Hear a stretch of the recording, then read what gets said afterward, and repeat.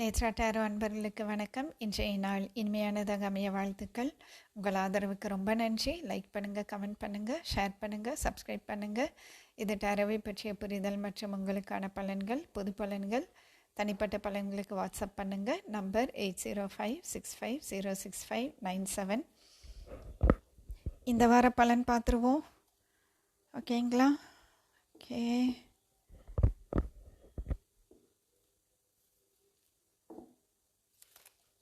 சத்தம் ஏதாச்சும் வந்துச்சுன்னா கொஞ்சம் மேனேஜ் பண்ணிக்கோங்க. Okay, universe situation please for this week, for the coming week situation please.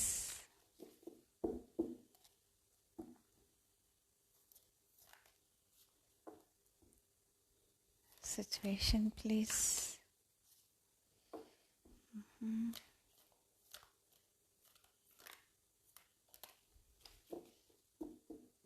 நான் இவ்வளோ லேட் ஆகுது.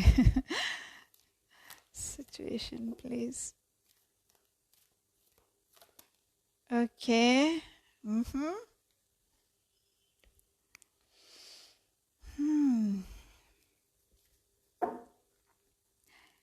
இந்த வாரம் உங்கள் சிச்சுவேஷன் என்னென்னா, நீங்கள் ரெஸ்ட் எடுக்கணும். உங்களுக்கு ரெஸ்ட்டு தேவைப்படுது இந்த வாரம். ஓகேங்களா? ரொம்ப வேலை பார்த்துக்கிட்டு இருக்காதீங்க. அப்படியே நிறைய வேலை இருந்தாலும் பரவாயில்ல, கொஞ்சம் செக்ரிகேட் பண்ணிடுங்க. என்ன சொல்கிறது, சரி இன்றைக்கி நம்ம இவ்வளோ பண்ணிக்குவோம், நாளைக்கு இவ்வளோ பண்ணிக்குவோம், அந்த மாதிரி பண்ணிவிடுங்களேன். ஆக மொத்தம் நீங்கள் ஒன்று ஓவராக ஒர்க் பண்ணியிருக்கீங்க, இல்லை ஓவராக திங்க் பண்ணியிருக்கீங்க. ஏன்னா இங்கே ஸ்வாட்ஸ் பார்த்தீங்கன்னா தெரியும். ஸ்வாட்ஸ்னால் என்ன, நம்மளோட திங்கிங் தான் வந்து ஸ்வாட்ஸ். ஓகேங்களா? ஸோ உங்களுக்கு இந்த வாரம் ரெஸ்ட்டு தேவைப்படுது. ரெஸ்ட் எடுங்க. மனசுக்கு ரெஸ்ட்டு கொடுங்க, மைண்டுக்கும் ரெஸ்ட்டு கொடுங்க.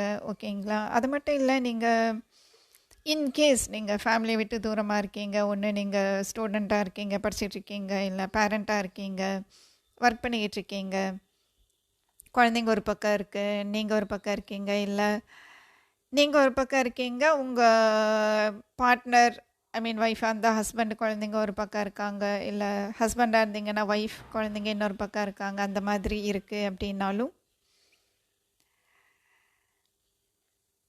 வேறு வழி இல்லை. நீங்கள் மனசுக்கு ரெஸ்ட்டு கொடுத்து தான் ஆகணும்.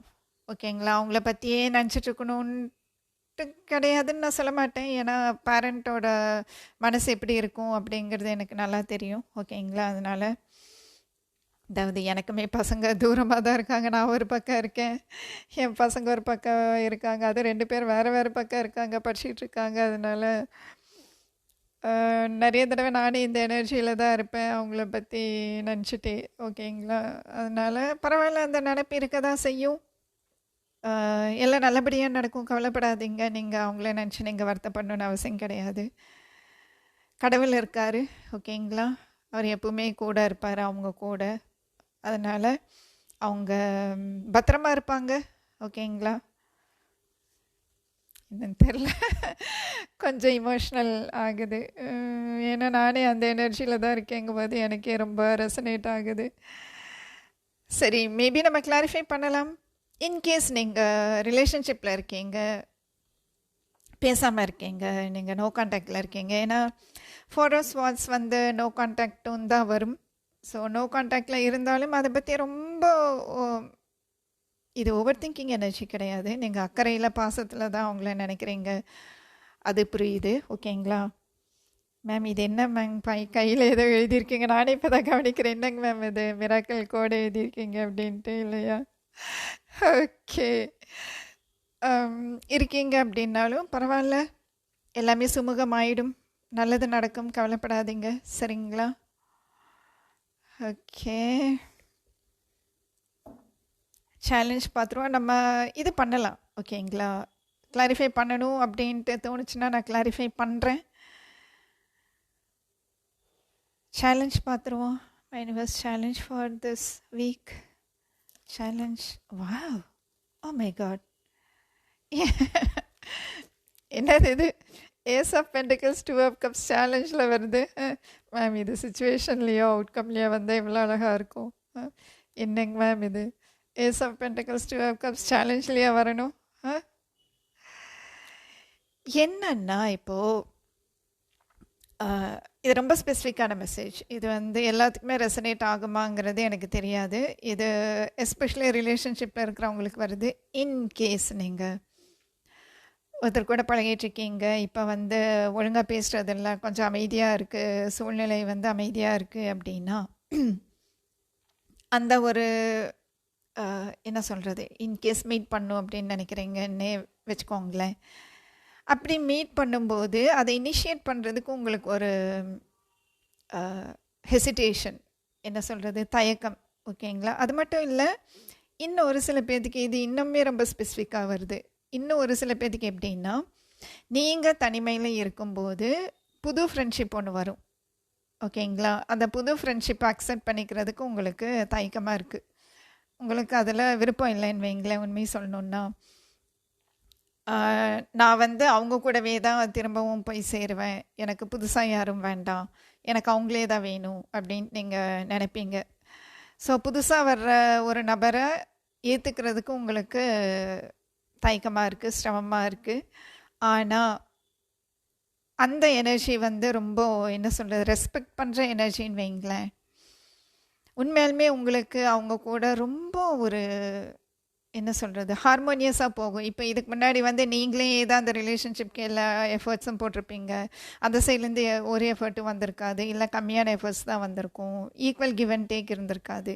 ஆனால் இப்போ வரப்போகிற எனர்ஜி அப்படி கிடையாது. உங்களை அவங்க ரொம்ப மதிப்பாக நடத்துவாங்க, மரியாதை கொடுப்பாங்க, ஈக்குவல் கிவ் அண்ட் டேக்காக இருக்கும். உங்கள் ரெண்டு பேர்த்துக்குமே ரொம்ப பிடிக்கும். அது பிகினிங்கில் ஃப்ரெண்ட்ஷிப்பாக தான் தொடங்கும். ஏன்னா 2 ஆஃப் கப்ஸ் வந்து லவ் கிடையாது. ஐ மீன் லவ்வே வராது இஸ் 2 ஆஃப் கப்ஸ்லன்னு சொல்ல வரல நான். இது தொடக்கம்ங்கிறதுனால. ஏன்னா ஏஸ் ஆஃப் பென்டக்கிள்ஸ் வந்து புது எனர்ஜி இல்லையா? தொடங்கும் போதே லவ்வில் தொடங்குமா? அது ஒரு சில பேர்த்துக்கு தொடங்கலாம். ஏன்னா லவ் அட் ஃபர்ஸ்ட் சைட்னா, லவ் அட் ஃபர்ஸ்ட் சைட் அப்படின்ட்டுலாம் சொல்கிறாங்க. ஓகேங்களா?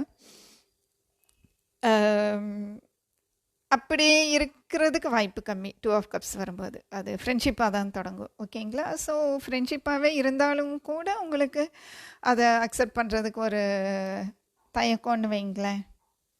எனக்கு அவங்களே தான் வேணும் அப்படின்ட்டு. இது ஏதோ ஒரு படத்தில் கூட ஒரு டைலாக் வருமே, அது என்னன்னு மறந்துட்டேன் நான். விறகு வெட்டி கதை மாதிரி இல்லையா?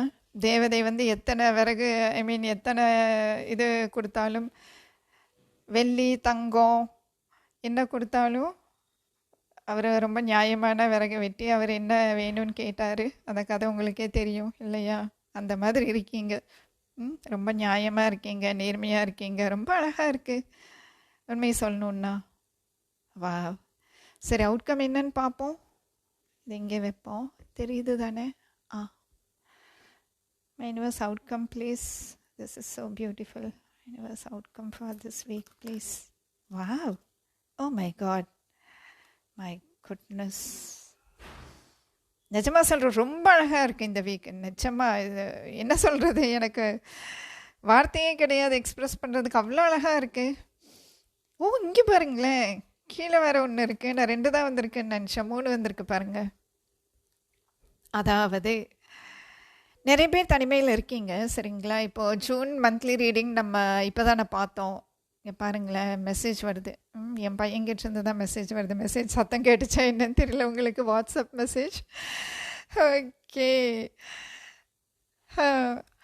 அதாவது ஜூன் மந்த் ரீடிங் அவுட்கம் பார்த்தப்போ ஹெர்மிட் தானே வந்தது இல்லையா? யோசிச்சு பாருங்களேன். நான் கூட ஒரு டைலாக் சொன்னேன், என்னங்க மேம் மாத கடைசியில் ஜூன் மாதம் உட்காந்து நான் தனிமையில் உட்காந்து யோசனை பண்ணிகிட்டு இருக்கணுமா? என்னடா வாழ்க்கை இப்படி ஆயிடுச்சு, நான் யோசனை பண்ணிகிட்டு இருக்கணுமான்ட்டு ஒரு டைலாக் சொல்லியிருப்பேன். உங்களுக்கு ஞாபகத்தில் இருக்குது அப்படின்னா, ஜூன் மாதம் கேட்டிருந்தீங்கன்னா. இங்கே பாருங்களேன், அதில் நீங்கள் அந்த கெல்டிக் க்ராஸ் ரீடிங்கில் பார்த்தீங்கன்னா கம்மிங் அப், அதாவது வாட்ஸ் கம்மிங் நெக்ஸ்ட் அப்படின்ட்டு ஒரு கார்டு புல் பண்ணியிருப்பேன். அதில் எனக்கு தெரிஞ்ச நைட் ஆஃப் வான்ஸ் வந்திருக்கும், சரிங்களா? அப்போது ஒரு ஸ்பார்க் வரும் அப்படின்னு சொன்னேன் இல்லையா? இங்கே பாருங்கள், அதுதான் இந்த spark. 2 of cups, ace of pentacles.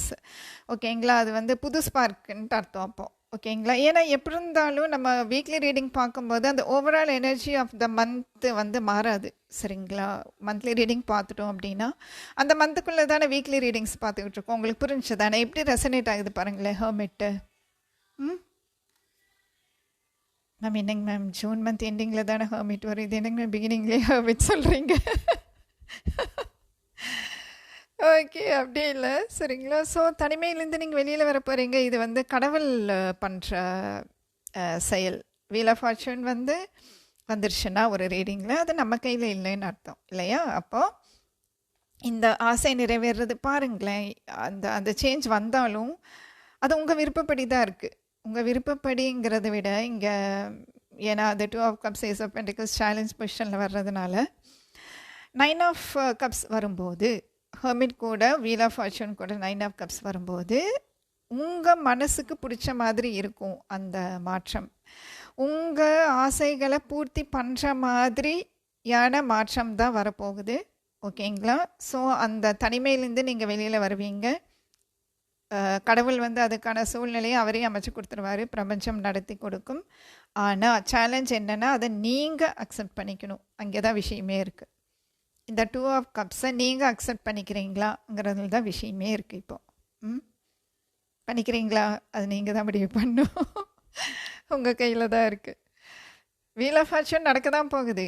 நீங்கள் சரின்னு சொன்னாலும் சரி, வேண்டான்னு சொன்னாலும் சரி, இந்த வீல் ஆஃப் ஃபார்ச்சூன் கண்டிப்பாக நடக்க தான் போகுது. தனிமையிலேருந்து நீங்கள் வெளியில் வர தான் போகிறீங்க. இந்த 2 ஆஃப் கப்ஸை நீங்கள் ஏற்றுக்கிட்டீங்கன்னா உங்கள் ஆசைகள் பூர்த்தி அடையும்.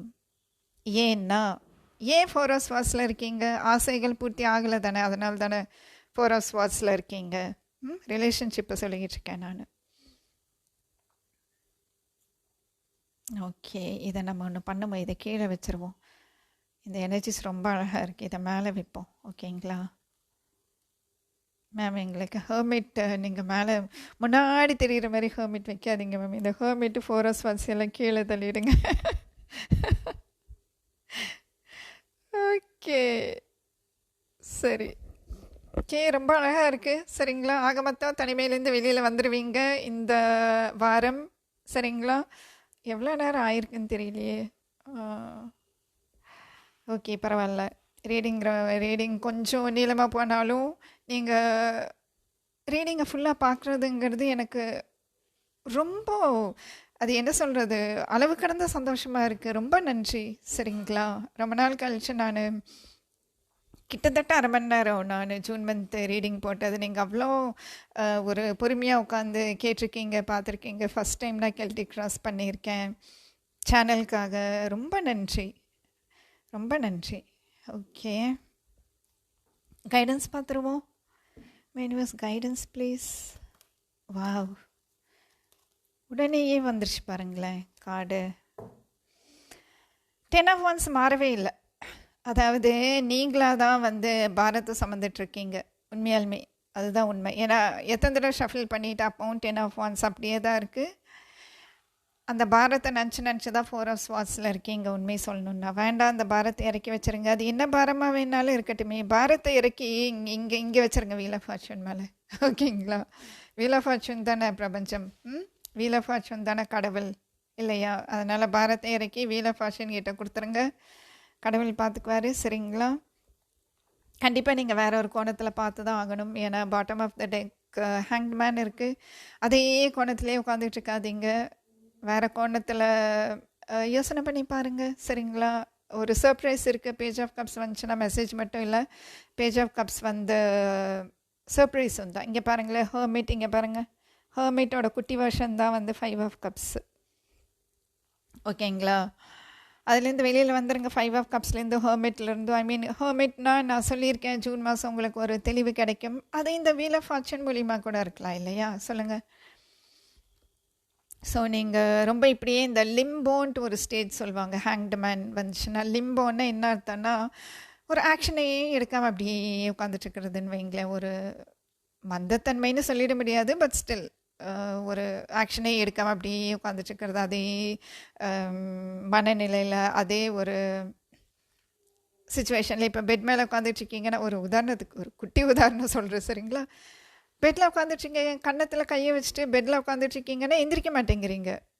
பெட்லேருந்து எந்திரிச்சு வந்தால் தான் அடுத்தது நடக்கும், எந்திரிச்சு வரலைன்னா நடக்காது.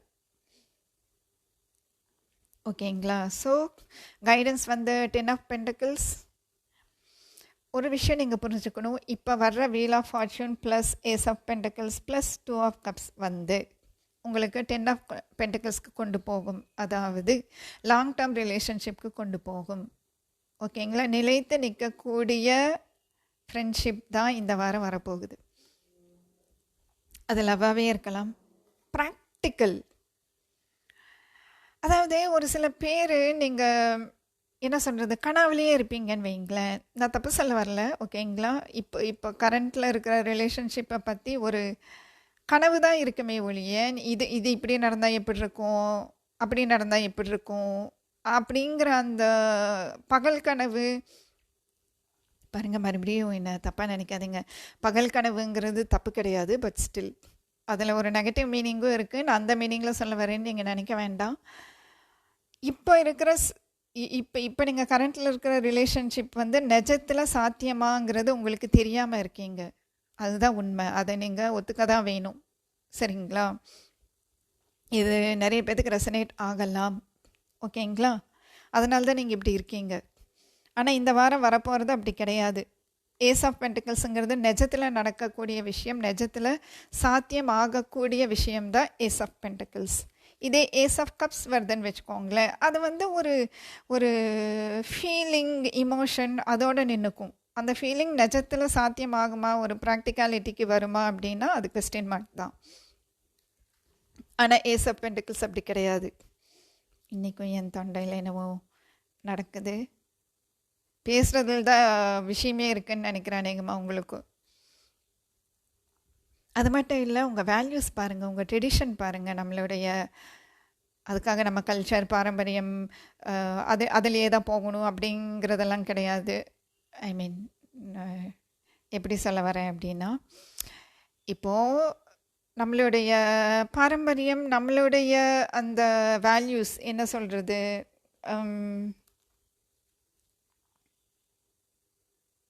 எது எது சரி எது தப்புங்கிறது உங்களுக்கு தெரியும் இல்லையா?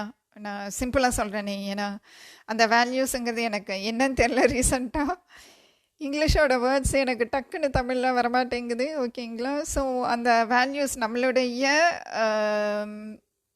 ஏன்னா மறுபடியும் இப்போ நான் ஒழுக்கம்ங்கிறது விட டிசிப்ளின் அப்படின்ட்டு சொல்லணும்னு நினைக்கிறேன் நான். அதெல்லாம் யோசிச்சு பாருங்கள். வழி வழியாக நம்ம எப்படி வந்திருக்கோம், நம்ம லைஃப்பில் எப்படி வந்திருக்கோம், நம்ம வேல்யூஸ் என்ன, அது இந்த வாரம் நீங்கள் யோசிச்சு பார்க்கணும். ஓகேங்களா?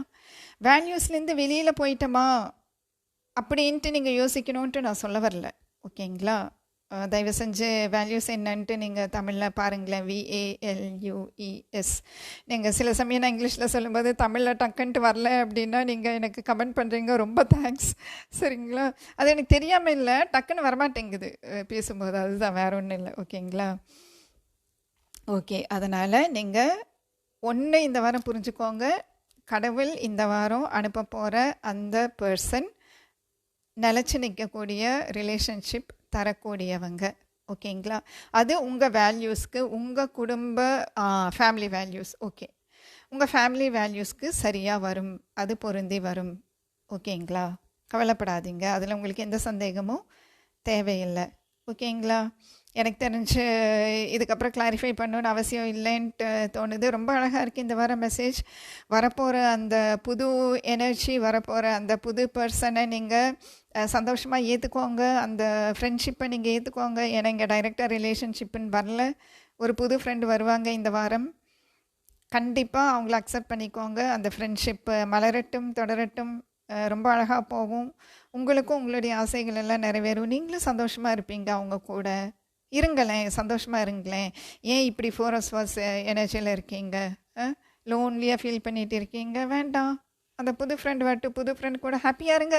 ஓகே, ஷார்ட்ஸில் இன்றைய நாளில் நம்ம சந்திப்போம். Happy June, happy week ahead. வணக்கம்.